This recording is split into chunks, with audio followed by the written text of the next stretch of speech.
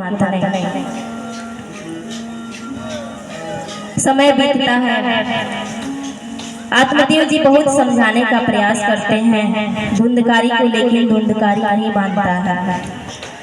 एक बार क्या होता है, गोकर्ण जी महाराज तीर्थ यात्रा पर चले जाते हैं और इधर धुंधकारी दिन ब दिन पाप अत्याचार में फंसता चला जा रहा है। अब ऐसा समय आता है कि वो शराब पीने लगता है, वेश्याओं के साथ रहने लगता है। एक बार गोकर्ण जी जब तीर्थ यात्रा पे गए थे तो धुंधकारी को बुला करके आत्मदेव जी समझाने का प्रयास करते हैं, लेकिन धुंधकारी नहीं मानता है, उल्टा उन पर हाथ उठा देता है। आत्मदेव जी बड़े दुखी होकर के घर से निकल जाते हैं और जाकर के वन में जिस जगह पर वो संतान के लिए रो रहे थे उसी जगह पर बैठ करके फिर से विलाप कर रहे हैं, रो रहे हैं। इधर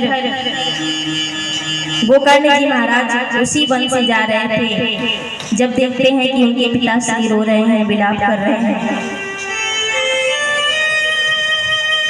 तो जाकर के कहते हैं कि पिताजी याद करिए, यह वही जगह है जहाँ पर आप संतान के लिए रो रहे थे कि मेरी कोई संतान हो जाए ताकि मेरा जीवन सुखमय रूप से बीत सके, लेकिन आज आपकी संतान ही आपके दुख का कारण हो गई। पिताजी मैं आपको एक बात बतलाऊं, जो संत ने कहा था वो बिल्कुल सत्य कहा था कि कई बार संतान ही दुख का कारण बन जाती है। जैसे महाराज सगर के 60,000 पुत्र थे, लेकिन उन पुत्रों से कोई सुख प्राप्त नहीं हुआ।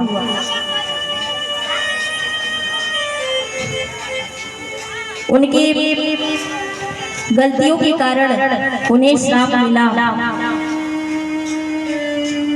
महाराज सगर को कितना दुख झेलना पड़ा, और इतना ही नहीं पिताश्री, महाराज दशरथ के 4 पुत्र थे, लेकिन जब उनका अंतिम समय आया तो कोई भी पुत्र उनके सामने नहीं था। राम और लक्ष्मण वन की ओर चले गए थे, और जो भरत जी हैं, शत्रुघ्न जी महाराज हैं, ये अपने ननिहाल में थे। उन्हें भी सुख नहीं मिला अपने पुत्रों का, अंतिम क्षणों में अपने पुत्रों से नहीं मिल पाए। और आपका दुख तो और भी बड़ा है।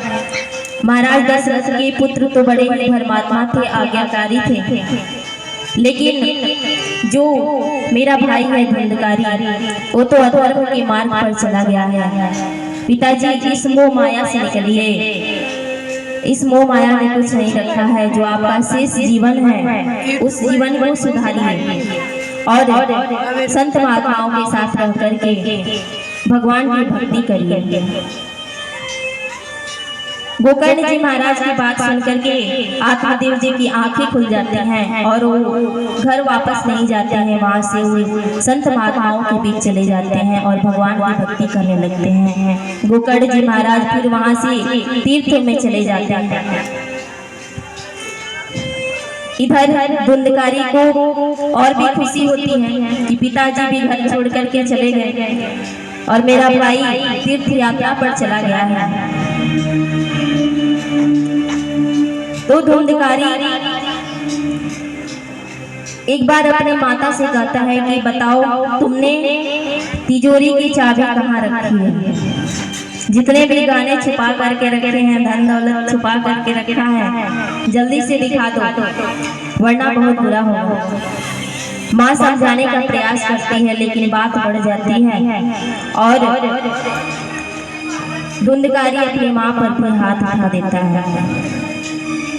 जो धुंधली है उसकी माता वो रोते हुए विलाप करते हुए जैसे ही घर से बाहर निकलती हैं कुछ दूरी पर तो एक कुआं आ जाता है। वो देखती नहीं है, उस कुएं में गिर जाते हैं और उनकी मृत्यु हो जाती है।